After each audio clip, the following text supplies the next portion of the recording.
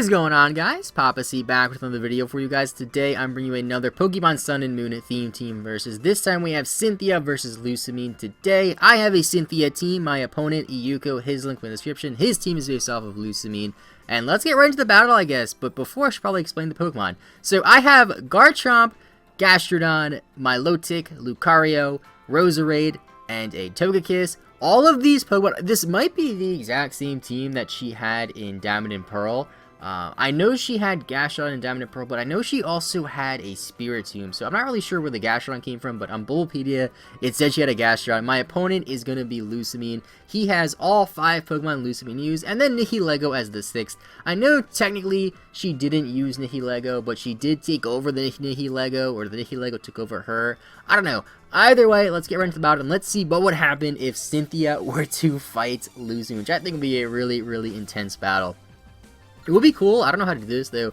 It would be cool if I could, like, change the models to have the trainers look like the trainers are supposed to, but I don't think that's possible. So, either way, I led with Garchomp. I don't have Stealth Rocks on my Garchomp, but I figured I could really do a lot of damage to everything on his team. My opponent led with Clefable in a Beast Ball, which I think is a nice touch. I go straight for the Iron Head because I figure it should be a good opportunity to get a 2-hit KO. And it looks like it is going to be a 2-hit KO, which is great because I do knock him down into the yellow. My opponent goes for the Sunny Day here, which was kind of surprising, but he does have the grass, what is it called? Oh my god, I forgot the name. The Lilligant. He does have the Lilligant on his team, which does have the Chlorophyll ability, which will double its speed in the sun. So pretty good strategy on my opponent's part. Luckily, though, I do go for the Iron Head again. I do believe this was a roll to get the KO after leftovers. Luckily, I do get it, which is unfortunate for my opponent. So down goes the Clefable, so the Garchomp will live to see another day. In comes Thick Lily, which is going to be the Lilligant. This thing, I'm expecting an HP Ice, but at the same time, I'm like, what do I switch into? I might as well let Garchomp die. I have Roserade, which can take a hit from this thing. I have other things to answer this, so I'll let Garchomp go down. Garchomp, you did a good job. I wish that you could have got Stealth Rocks up, but Stealth Rocks are not obtainable yet until Pokemon Bank comes out. So I do see that the Thick Lily is Life Orb, which is pretty good for me. I go up to my Roserade here because I figure a Sludge Bomb should get the KO, and I think it's good enough to scare him out, and it does scare him out because he does switch out his Lilligant. Goes out into Perfect Lily, which I believe is the Nihilego. Here I do go for the Sludge Bomb, which is actually good on my part because if this thing is Focus Sashed, I do break the Sash, which is pretty nice for me. I don't know what item he was. I'm assuming he was Sash because he didn't reveal any other item, I don't believe. So I decided to switch out here because I figure I don't know what he wants to do. If he does have Toxic Spikes, I could switch back into my Roserade and absorb the Toxic Spikes because Roserade is a grounded poison type. He goes for Stealth Rocks here, which is fine. Now here I wasn't sure if I should go for Scald, if I should go for Earthquake. The Sunlight does fade though, so I figured just go for Scald. If I go for Earthquake, I think Scald just does the most damage to most things. He does switch out to Water Lily, which is his Milotic. Kind of funny how we both have a Milotic as well. This doesn't do very much damage at all, but it does enough damage to a point where I'm thinking maybe he's not like specially defensive, which is good, because if he was special defensive, he would have absolutely destroyed me. You'll see later too, other moves do more damage to this thing than I thought they were supposed to. After leftovers, he's going to heal most of that back up anyway. I switch out because I figure, what can I do to this thing besides let it set up on me? I go to Togekiss because I figure my best opportunity for handling this Milotic is if I just paralyze it. Don't know what else to do. He goes for Dragon Healer, which is great for me because I'm a Fairy type. I'm immune to that. So I decided, let's just go for T-Wave, go for Air Slashes. Kind of a degenerate strategy, I guess.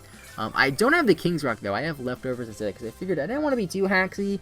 You know, I'm a little hacksy. Don't want to be too hacksy, though. So I go for T-Wave again, or try to go for T-Wave. As the Milotic got Speedy, by the way, which tells me he has to be speed invested because I'm pretty sure I was speed invested on my Togekiss. So my T-Wave unfortunately misses, which kind of sucks. I do decide to go for it again, of course, as he's going to recover some health from leftovers, and I'm going to recover some health from leftovers as well. This time, the Thunder Wave is going to connect, because like I said earlier, I don't really have a good way of addressing this thing. I kind of have to paralyze it and just go for a little bits of chip damage. I don't think he has leftovers, or excuse me, I don't think he has recover on this thing at all, which is actually really, really good for me. The T-Wave is going to connect. I can just hit Air Slash here, get the full paras, get the flinches, do all the whatever, and there's the leftovers again. This battle's kind of long just because of all the leftovers that are on all these Pokemon. But don't worry, we're like a third of the way through. So I go for Air Slash here because I figure I can get a flinch, I can get a full para. It looks like it's roughly a 4-hit KO, and I do get the flinch, which is very nice. Since he does have leftovers, it's going to be closer to a 5-hit KO, possibly even a 6-hit KO. But I figure I really don't have a reason to switch out, and I do apologize for the background noise. I don't know what that is, but it goes off like every 20 minutes, and I don't have an opportunity. Like, I tried my best to record when it wasn't going off, but it keeps going off, and I kind of just learned to accept it. So I do apologize for the background noise. So I do get some lucky hacks here as he gets full parried and like flinches and stuff like that, which is pretty nice.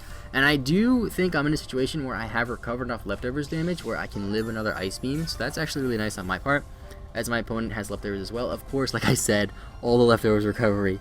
Oh my god.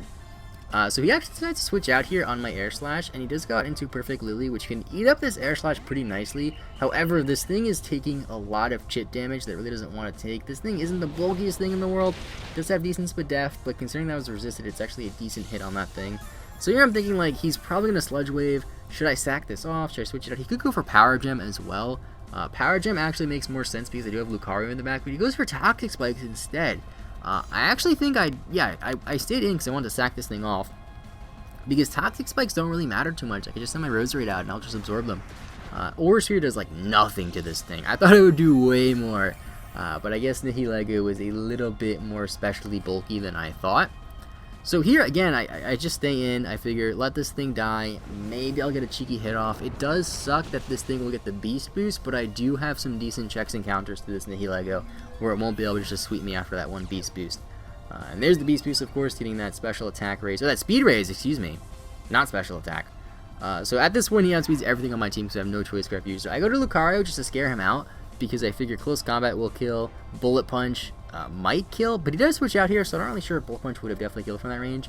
And he goes to Dead Lily, which obviously would resist my fighting attack. It would resist my earthquake. I went for Stone Edge, actually, excuse me, predicting him to switch into this thing, because there's no way he would have stayed in.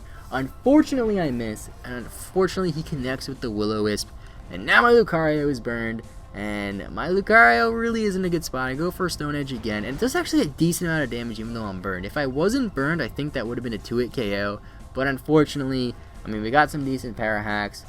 We did miss a T-Wave, and we did miss a Stone Edge. I think the hacks are relatively even at this point in the game. It's not really not too bad.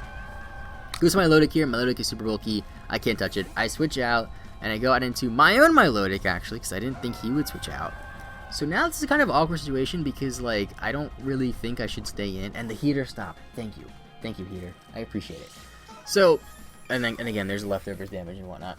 So I'm pretty sure here I go for Scalds just to see how much damage it would do, and I also wasn't really sure if he would stay in, because, I mean, my Milotic can't do much to his Milotic, and his Milotic can't do much to me, so I don't really see the point of either of us staying, and I figured one of us is going to switch out, and I guess he probably figured the same thing.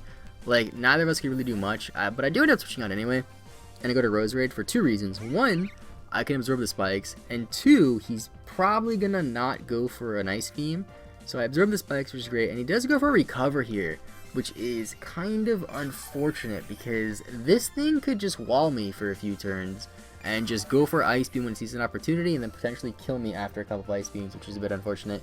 So, and there's leftovers damage, whatever, the Black Sludge, whatever. I go for Giga Drain here, and it does a really nice amount of damage. This is really what ticked me off to realize that he's probably not specially defensive. He's probably offensive because he does have Recover, but he has Ice Beam and Dragon Tail as well. So I'm thinking he's probably, I don't know, I'm thinking he was offensive, or she was offensive, because technically this is Lusamine.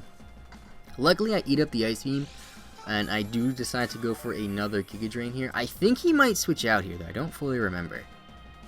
Let's see here now. Let's see how it plays out. So he's going to withdraw the Water Lily. I like how all those Pokemon are named after Lily, too. It's pretty funny. And then comes Perfect Lily, the Nihilego, which is going to be able to take this Giga Drain.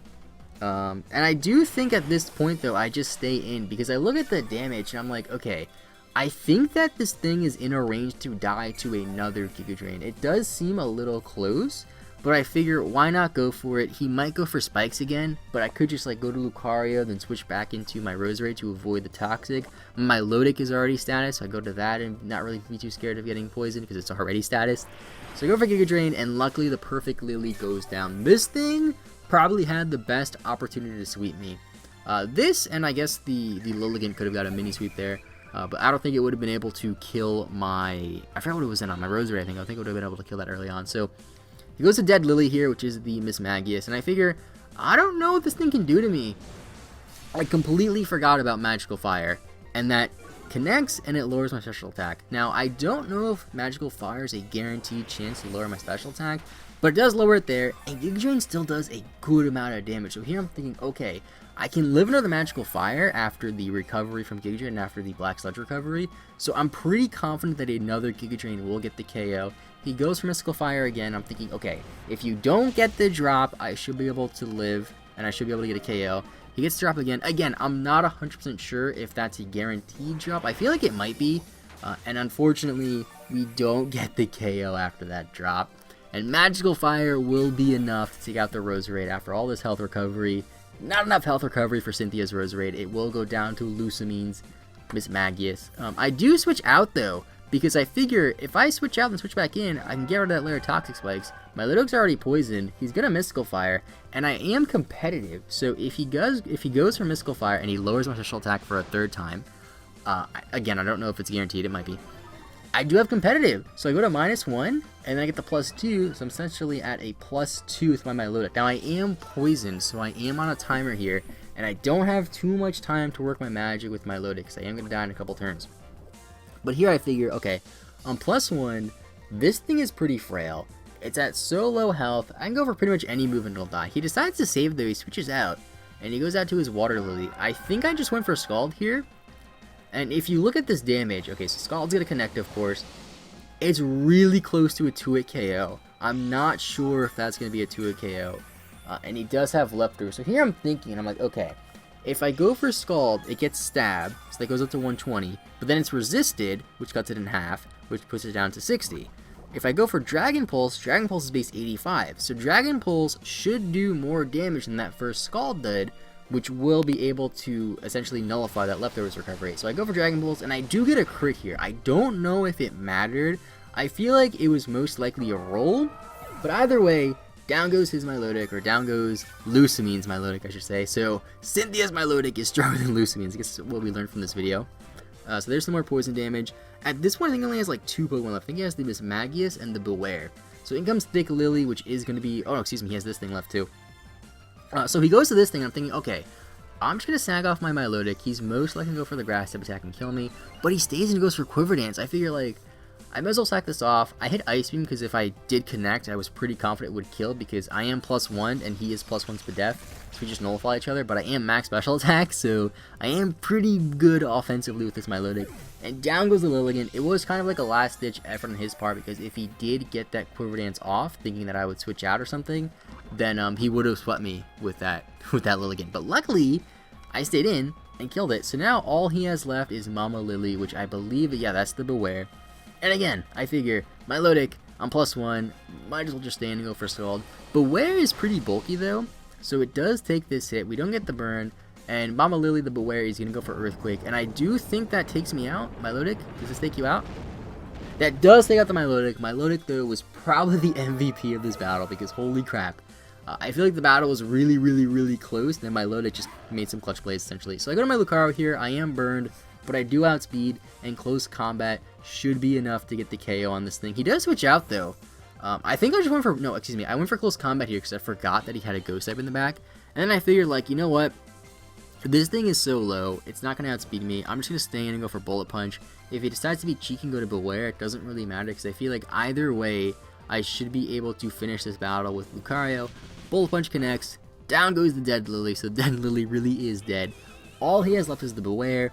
It's pretty low. I have a Jolly, not Jolly Adamant, a Jolly Max Attack Lucario. I'm going to fire off a close combat, and I'm thinking here, like, you know what? I really wouldn't be too surprised if Beware lived, because Beware is stupid bulky. I know it's a super effective attack, but still.